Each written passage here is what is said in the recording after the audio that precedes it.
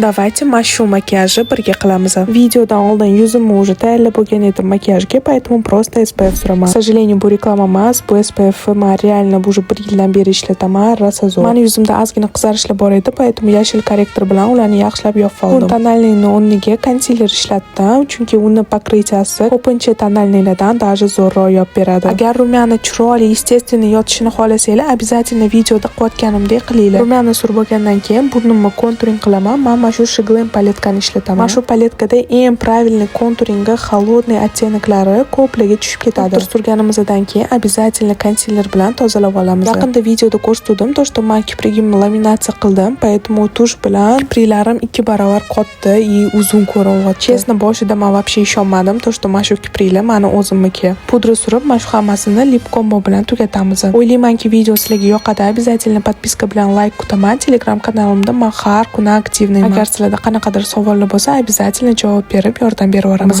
Mana shunaqa makiyaj chiqdi.